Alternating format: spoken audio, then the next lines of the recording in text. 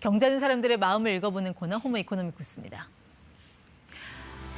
네, 그야말로 이 OTT 춘추 전국 시대입니다. 매달 10,000원이 훌쩍 넘는 구독료를 내면서 혹시 아깝다는 생각 드신 적은 없으신가요? 여기에 착안해 이 OTT 서비스 1일 이용권을 판매하는 회사가 등장했습니다.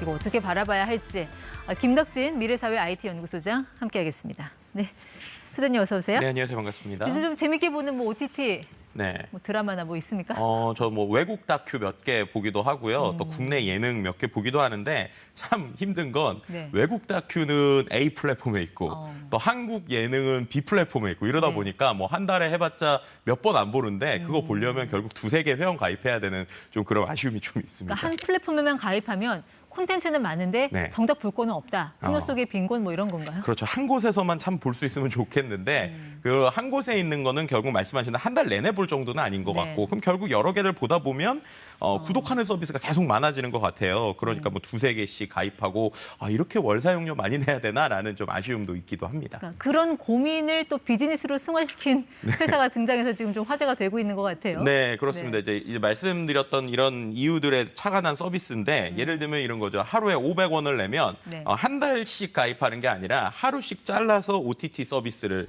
가입할 수 있는 서비스가 등장한 거죠. 1일 이용권이요? 네, 그렇죠. 그렇게 되니까는 예를 들면 제가 특정 플랫폼에서 조금만 쓰게 되면 뭐 보시는 것처럼 넷플릭스든 왓챠든 디즈니 플러스 같은 데들을 하루씩 잘라서 이용할 수 있는 이러한 서비스가 나왔다고 보시면 될 것 같습니다. 보통 10,000원 훌쩍 넘는 그런 월 구독료 내다가 이렇게 네. 뭐 주머니 속 동전으로 1일 이용권을 쓸 수 있다면 좀 솔깃할 것 같긴 한데 네네. 그럼 이거는 그냥 OTT 회사들이 만드는 게 아니라 전혀 다른 회사에서 만든 서비스라는 얘기죠? 네, 뭐 지난달부터 등장한 이제 한 스타트업인 페이센스라는 회사인데 이 회사에서 하루씩 OTT를 잘라서 판매를 하고 있고요. 그러다 보니까는 뭐 말씀하셨던 것처럼 사람들이 뭐 여러 가지 서비스를 내가 한 달 굳이 안 쓰고 한 번에 몰아볼 때 하루만 써볼까라는 사람들이 저는 서비스를 좀 나눠서 쓰고 있는 형태다라고 보시면 될 것 같아요. 그래서 실제로 쓰게 되면 카드로 저렇게 뭐 하루 600원 저런 식으로 가입을 하면 지금부터 24시간에 딱 쓰면 그 서비스의 아이디가 종료되는 이런 형태로 하루씩 쪼개서 판매를 하고 있는 상황이라고 보시면 될 것 같습니다. 자기들이 제공하는 OTT 서비스도 아닌데 네.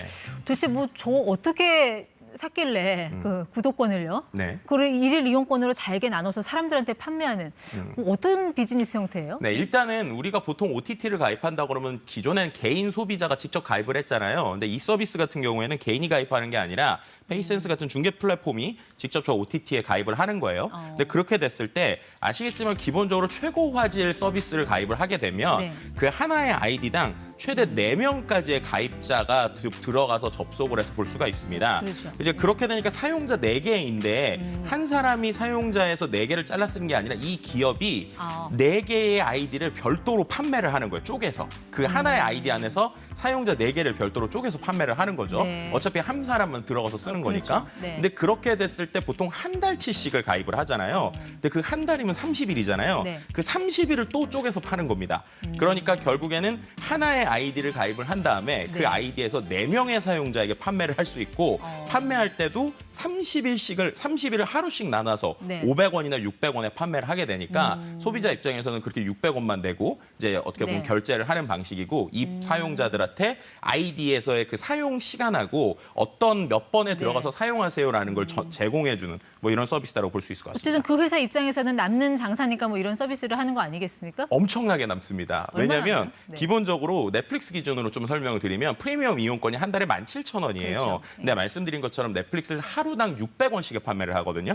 600원 곱하기 30하면 일단 18,000원이죠. 네. 근데 18,000원에 저게 4개 이용자잖아요. 그러니까 곱하기 4를 하면 네. 72,000원 정도가 됩니다. 예. 그러니까 이 회사 입장에서는 17,000원 내고 OTT 하나 가입을 한 다음에 사용자들에게 72,000원을 받게 되니까 결국에는 한 55,000원, 한 아이디당 55,000원의 차익을 네. 보게 되고요. 그렇게 뭐 10개, 20개, 100개 가입했을 때는 어떻게 보면 OTT보다도 훨씬 더 많은 돈을 버는 이런 구조가 지금 나오고 창조 있다. 경제네요.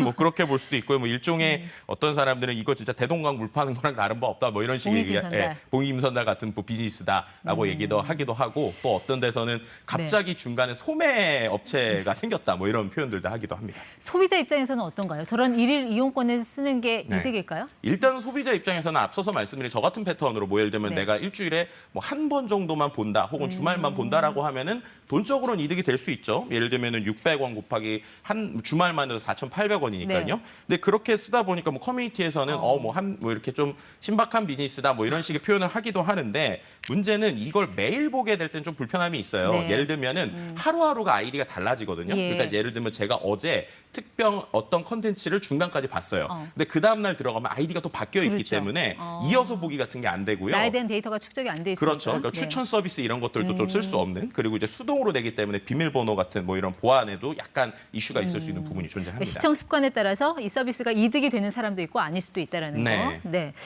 자, OTT 업체들은 글쎄 저 서비스 보면 어떤 생각이 들까요? 뭔가 좀 허를 찔린 듯한 뭐 그런 생각일 것 같은데. 소비자 네. OTT 그리고 이거 만든 서비스 중에 이거 만든 서비스랑 소비자는 행복한데 OTT만 울고 있는 뭐 이런 그림이 나오는 형태라고 볼 수 있을 것 같고요. 네. 근데 이게 이제 결국엔 그러다 보니까 OTT 입장에서는 이거는 그대로 둘 수가 없다. 이거 서비스 중단해야 된다 네. 얘기하면서 뭐 내용 증명이나 여러 가지 지금 어떠한 서류들을 보내고 있는 상황이다. 이렇게 설명드릴 수 있습니다. 그냥 아예 OTT 플랫폼 기업들이 자기들이 그냥 일일 이용권 이거 만들면 안 되나요?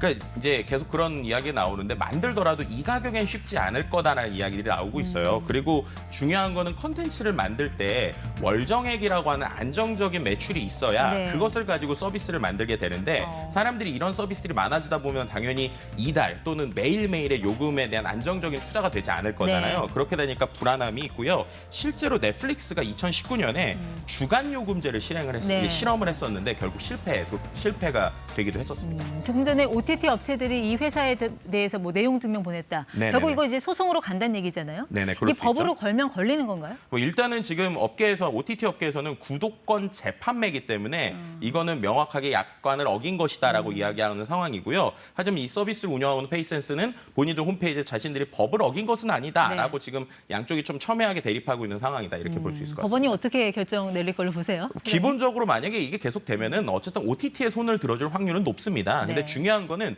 이 서비스 외에도 이 서비스 모델이 복잡한 게 아니기 때문에 비슷한 업체들이 많이 나올 수 있는 어떠한 가능성은 존재한다 이렇게 설명드릴 수 있을 것 같습니다. 결국 이제 일일 이용권 사용자가 늘어날수록 정기권 이용자는 줄어드는 거니까 네. OTT 업체 입장으로서는 매출에 좀 타격이 있을 수밖에 없지 않을까요? 네, 실제로 이런 것들이 많아지면 당연히 매출에 타격이 있을 수 있고요. 그 OTT 자체가 실제 넷플릭스도 지금 11년 만에 최초로 가입자 수가 감소하고 있거든요. 그러다 보니까 이런 OTT 비즈니스가 과연 언제까지 종속될 수, 그러니까 계속적으로 유지될 수 있을 것인가에 대한 좀 궁극적인 물음들도 최근에 나오고 있는 상황입니다. 특히 매출 줄고 제작비 투자가 줄면 콘텐츠 질도 떨어지는 거 아니에요? 보는 사람 입장에서 여쭤보는 겁니다. 그렇죠. 예를 들면 콘텐츠 투자에 대한 가치에 대한 어떤 하락에 대한 걱정들도 있고요. 그리고 궁극적으로 이 비즈니스 자체가 어떤 대박 콘텐츠 하나가 아니라 중박 콘텐츠 여러 개를 만드는 비즈니스이기 때문에 그렇다면 물량을 위한 비용이 필요하거든요. 그 비용에 대한 감소에 대한 우려들은 분명히 존재하는 것 같습니다. 외국에선 이런 사례 없답니까? 이렇게 잽싸게 머리 굴려서 일일 이용권 네. 출시한 이런 서비스 뭐 없나요? 일일 이용권까지는 아니지만은 아이디 공유 서비스 같은 경우에는 최근에 좀 이슈가 되고도 있는데요.